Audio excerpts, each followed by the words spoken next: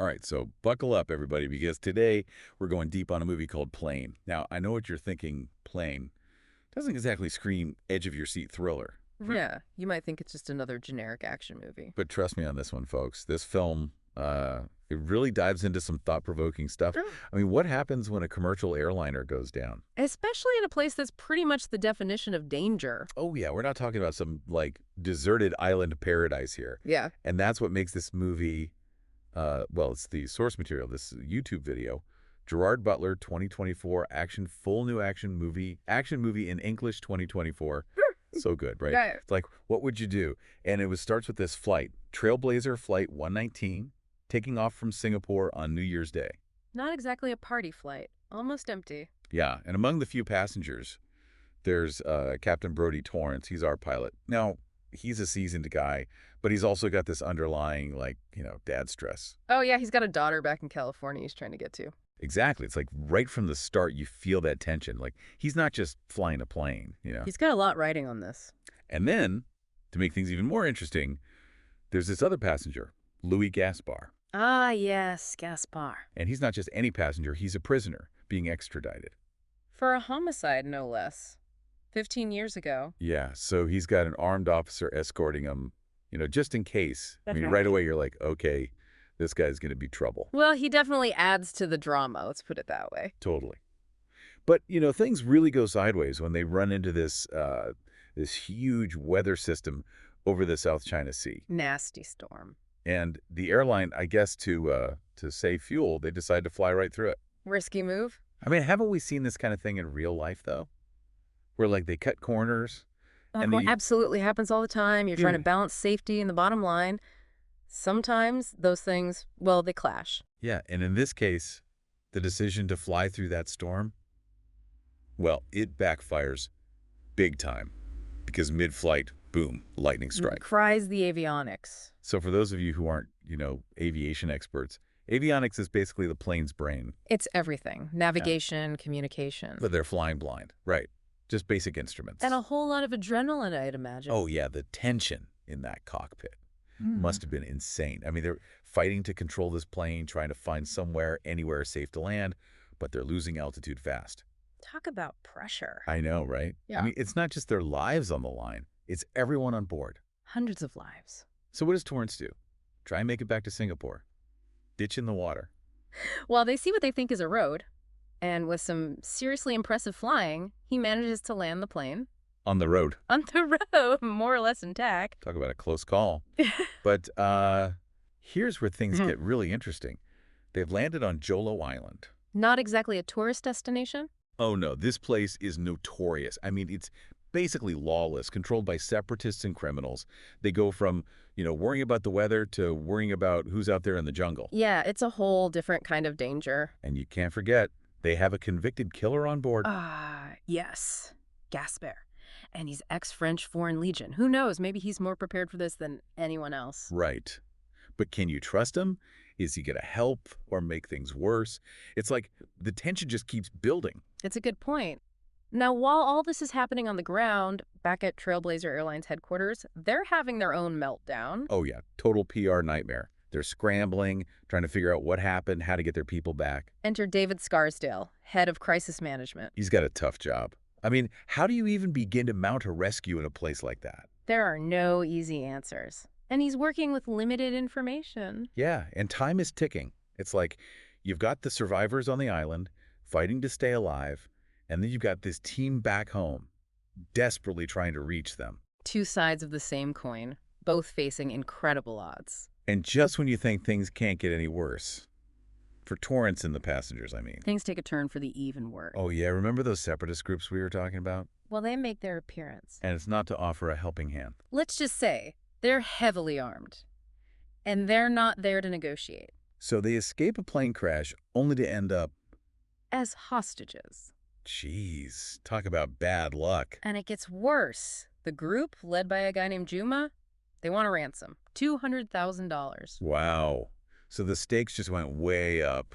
Okay, so when we left off, things were not looking so good for Torrance and the passengers. I mean, they're hostages now. Yeah, they went from one crisis straight into another. And with that $200,000 ransom demand, It's intense. So what happens next? Well, at this point, the movie could have easily gone full action hero, right? Like Torrance and Gaspar team up, guns blazing, taking down the bad guys. Like a classic over-the-top escape. Exactly. But Plane, it takes a different approach. And honestly, that's what makes it so gripping. Yeah, it feels way more grounded. Because, like, they survive the crash, that's amazing, but they're still stuck in this incredibly dangerous place. It's not like they suddenly become invincible, right? Right. The movie really leans into the human element of survival. Like, what does this kind of experience do to you mentally and emotionally? There's this scene that really stuck with me. It's the phone call between Torrance and his daughter, Daniela. Oh, yeah. It's so brief, and the connection is terrible, all staticky, but you can hear the relief in his voice, like just knowing she's safe. For both of them, that call is huge. I mean, Daniela has no idea what happened to her dad. Is he alive? Is he hurt? Totally. So just hearing his voice, it's like this wave of relief washes over them both. And it's a reminder that this whole situation, it's not just impacting the people on that plane, it's their families too, everyone back home who cares about them. It really shows the ripple effect. Absolutely. Yeah. And then there's Gaspar. I mean, he went from prisoner to, kind of a key player in this whole thing. Do you think he's starting to see this as a chance at redemption? That's an interesting question. There's that line where he asks Torrance, redemption, you believe in that, Captain? Like, here's this guy, a convicted criminal facing a life sentence, and suddenly he's wrestling with these huge moral questions. Makes you think about his life before all this. How did he end up on that plane? Right. What choices led him to this point? And it makes you question your own judgments. Like, we see Gaspar as the bad guy because of his past, but he's the one stepping up, using his skills to try and help. It's not so black and white. And speaking of challenging assumptions, what about Torrance? He went from being this average pilot to making, like, life or death decisions under incredible pressure. How do you think this whole experience changes him? I think he's had to confront the best and worst of humanity, all in a very short time. I mean, he's seen real courage, but also real brutality. It's bound to leave a mark. It makes you wonder, how would you react in that situation? Would you have the strength, the resilience to keep fighting? Yeah, it's a tough question. And then there's the whole ethical side of things. Like, Trailblazer Airlines, initially they seemed more concerned about their image and their bottom line than the well-being of their passengers. It's that classic corporate dilemma, profits versus people. But they do eventually send a rescue team. It just takes a while. And even then, they hire mercenaries, which, raises another set of ethical questions. It's like, how far are you willing to go? What lines are you willing to cross to protect your interests? It's messy, for sure. And then you layer on the whole situation on Jolo Island. The movie really highlights that this is a place where law and order have broken down. And that's not just a fictional element. That reflects real-world issues.